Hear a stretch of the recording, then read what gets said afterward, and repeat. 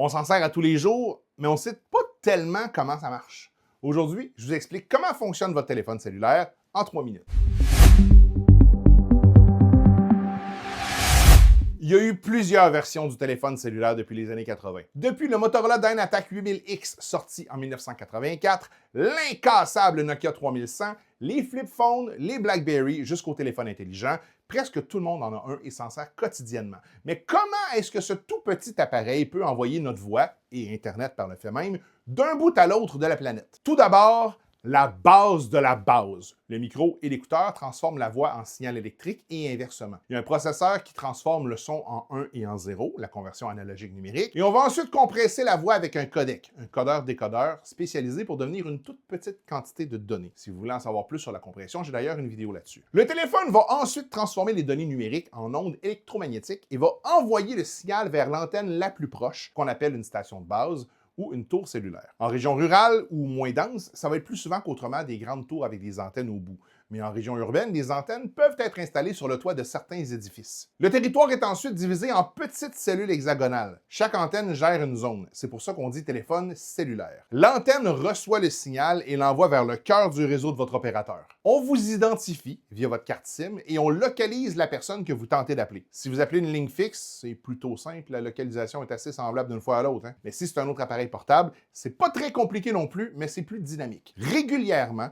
votre appareil envoie un signal au réseau pour dire qu'il est vivant et la tour qui capte le signal va lui répondre « Merci, je sais maintenant t'es couvert par quelle tour ». Cette liste-là de qui est où est continuellement mise à jour et quand on vous appelle, votre opérateur sait par quelle tour vous rejoindre. Une fois qu'on a trouvé le destinataire, sa tour lui envoie un signal pour réveiller le téléphone. Le son est transmis de la tour au téléphone, reconverti en binaire, puis en son via son haut-parleur. Et évidemment, la communication se fait dans les deux directions, donc tout ça se fait en temps réel dans les deux sens. Le vrai tour de magie de la téléphonie cellulaire, c'est durant les déplacements. C'est logique de penser que vous ne parlez pas toujours avec votre tour, mais avec celle la plus proche. Puis quand vous vous déplacez, il faut changer de tour éventuellement. C'est ce qu'on appelle le handover, le passage de témoin. Pendant que vous parlez, votre téléphone écoute toujours aussi la puissance des autres tours avoisinantes. Puis du moment que le signal de l'antenne A faiblit et que celui de l'antenne B dont vous vous rapprochez devient significativement plus fort, le réseau va transférer votre appel à l'antenne B en quelques millisecondes. C'est totalement invisible, l'appel ne coupe pas et ça permet de se déplacer pendant les appels. Quand je vendais du cellulaire, j'en ai vendu de 96 à 2005, puis j'en ai vendu après ça en 2021 à peu près.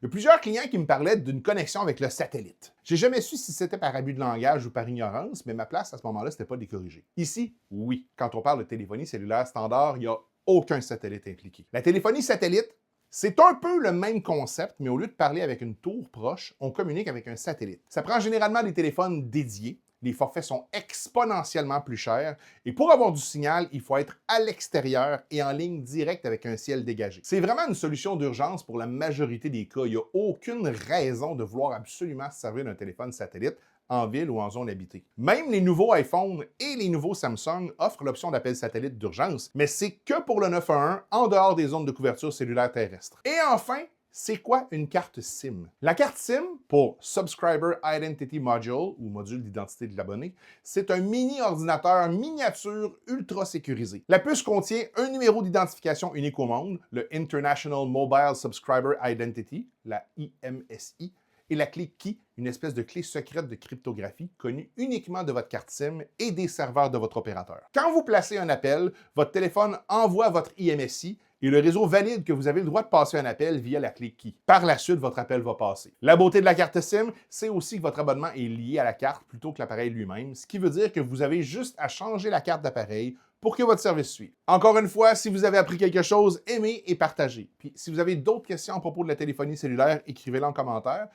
S'il y en a assez, je pourrais peut-être faire une capsule encore là-dessus, mais je ne réponds à aucune question à propos des modèles de téléphone cellulaire. Ça change trop vite, puis dans 6 mois, ce que je vous dis sera plus d'actualité.